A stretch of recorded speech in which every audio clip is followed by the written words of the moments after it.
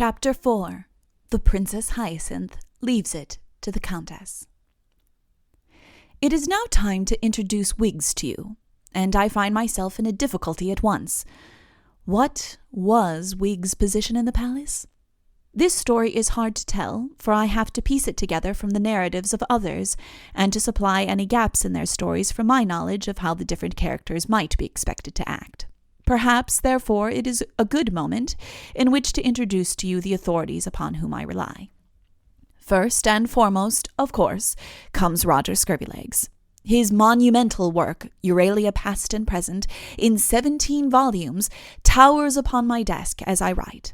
By the merest chance I picked it up, in a metaphorical sense, at that little shop near... I forget its name, but it's the third bookshop on the left as you come into London from the New Bonnet end. Upon him I depend for the broad lines of my story, and I have already indicated my opinion of the value of his work. Secondly, come the many legends and ballads handed on to me years ago by my aunt by marriage, one of the Cornish Smallnoses. She claims to be a direct descendant of that Henry Smallnose, whose lucky shot brought about the events which I am to describe. I say she claims to be, and one cannot doubt a lady's word in these matters. Certainly she used to speak about Henry with that mixture of pride and extreme familiarity which comes best from a relation. In all matters not touching Henry, I feel that I can rely upon her. In its main lines, her narrative is strictly confirmed by Scurvilegs, and she brought to it a picturesqueness and an appreciation of the true character of Belvane, which is lacking in the other. But her attitude towards Henry Smallnose was absurd. Indeed, she would have had him the hero of the story. This makes Roger and myself smile. We give him credit for the first shot, and then we drop him. Thirdly, Belvane herself. Women like Belvane never die. I met her, or a reincarnation of her, at a country house in Shropshire last summer. I forget what she calls herself now, but I recognized her at once, and as I watched her, the centuries rolled away, and she and I were in Euralia, that pleasant country together. Stayed to tea and was very charming. Would she have said that of me, I wonder? But I'm getting sentimental. Roger's great fault. These, then, are my authorities. I consult them and I ask myself, what was Wig's? Roger speaks of her simply as an attendant upon the princess. Now we know that the princess was 17. Wig's then would be about the same age, a lady in waiting, perhaps even a little older.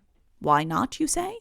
The Lady Wiggs, maid of honor to Her Royal Highness the Princess Hyacinth, 18 and a bit tall and stately. Since she is to endanger Belvane's plans, let her be something of a match for the wicked woman. Yes, but you would never talk like that if you had heard one of my aunt's stories. Nor if you had seen Belvane would you think that any grown-up woman could be a match for her. Wiggs was a child. I feel it in my bones. In all the legends and ballads handed down to me by my aunt, she appears to me as a little girl, Alice in a fairy story. Roger or no Roger, I must have her a child. And even Roger cannot keep up the farce that she is a real lady in waiting. In one place he tells us that she dusts the throne of the princess. Can you see her ladyship, 18 last February, doing that? At other times he allows her to take orders from the countess. I ask you to imagine a maid of honor taking orders from any but her own mistress. Conceive her dignity. A little friend, then, of Hyacinth's, let us say, ready to do anything for anybody who loved or appeared to love her mistress. The king had departed for the wars, his magic sword girded to his side, his cloak of darkness not worn but rolled up behind him, lest the absence of his usual extensive shadow should disturb his horse. He rode at the head of his men to meet the enemy. Hyacinth had seen him off from the palace steps. 5 times he had come back to give her his instructions, and a 6th time for his sword, but now he was gone, and she was alone on the castle walls with Wiggs. "Saying goodbye to fathers is very tiring," said Hyacinth. "I do hope he'll be all right. Wiggs, although we oughtn't to mention it to anybody, and although he's only just gone, we do think it will be rather fun being queen, don't we?" "It must be lovely," said Wiggs, gazing at her with large eyes. "Can you really do whatever you like now?" Hyacinth nodded. I always did whatever I liked, she said, but now I really can do it. Could you cut anybody's head off? Easily, said the princess confidently.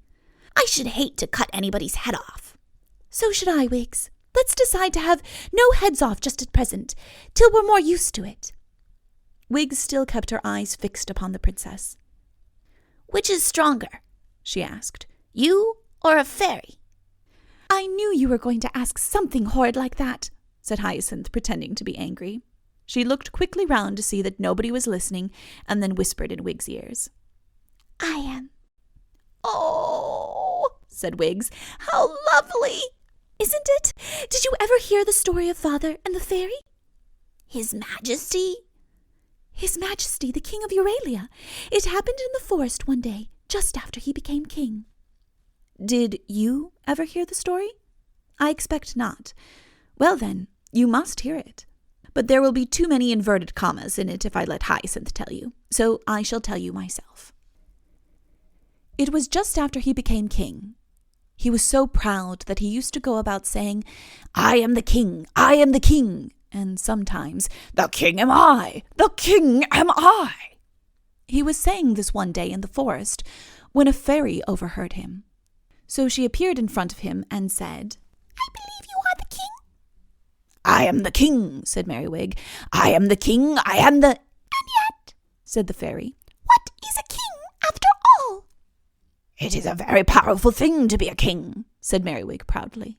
Supposing I were to turn you into a small sheep, then where would you be? The king thought anxiously for a moment. I should like to be a small sheep, he said. The fairy waved her wand. Then you can be one, she said, until you own that a fairy is much more powerful than a king. So all at once he was a small sheep. Well, said the fairy. Well, said the king. Which is more powerful, a king or a fairy? A king, said Merriwig. Besides being more woolly, he added. There was silence for a little. Merriwig began to eat some grass. I don't think much of fairies, he said with his mouth full. I don't think they're very powerful. The fairy looked at him angrily. They can't make you say things you don't want to say, he explained. The fairy stamped her foot. Be a toad, she said, waving her wand. A nasty, horrid, crawling toad. I've always wanted, began Merriwig. To be a toad, he ended from lower down. Well, said the fairy. I don't think much of fairies, said the king. I don't think they're very powerful.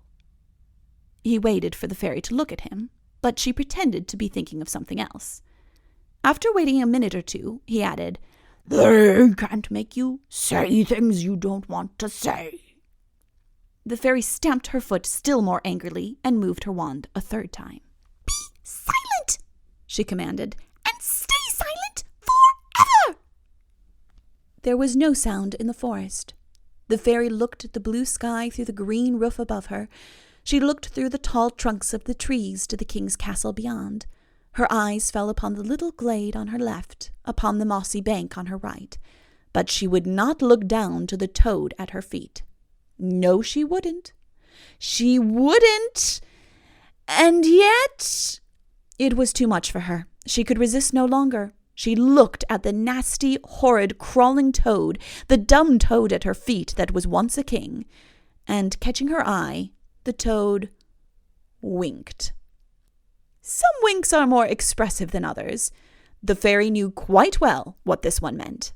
It meant, I don't think much of fairies. I don't think they're very powerful. They can't make you say things you don't want to say.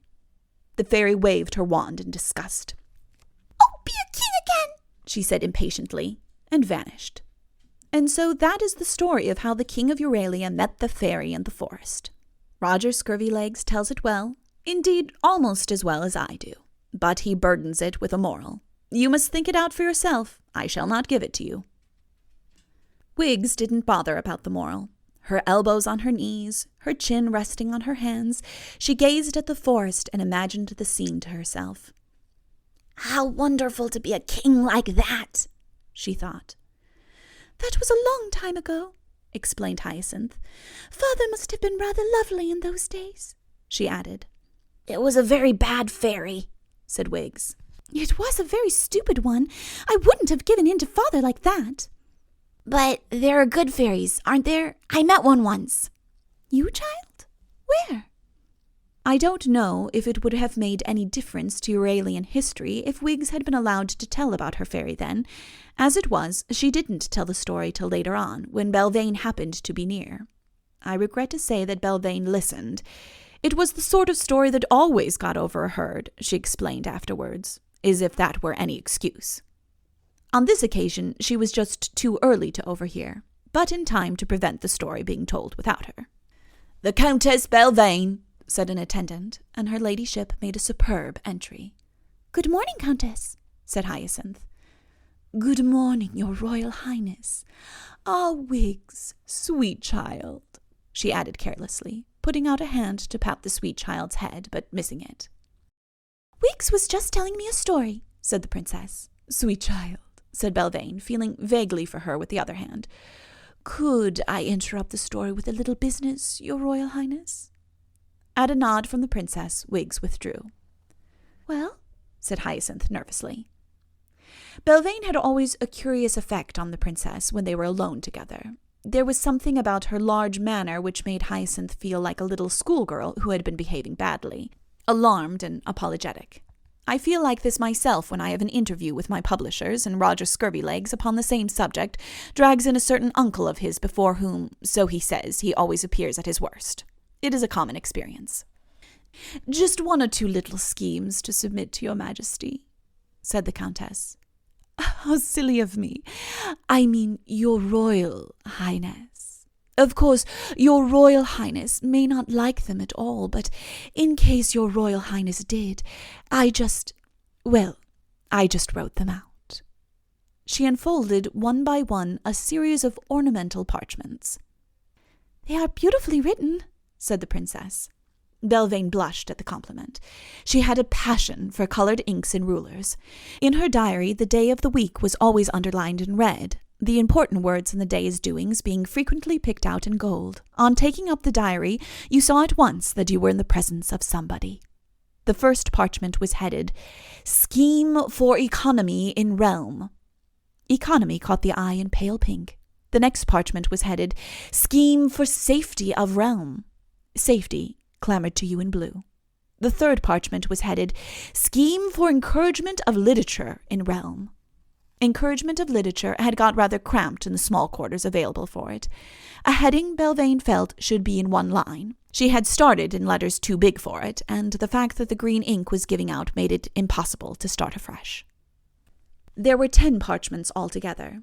By the end of the third one, the princess began to feel uncomfortable.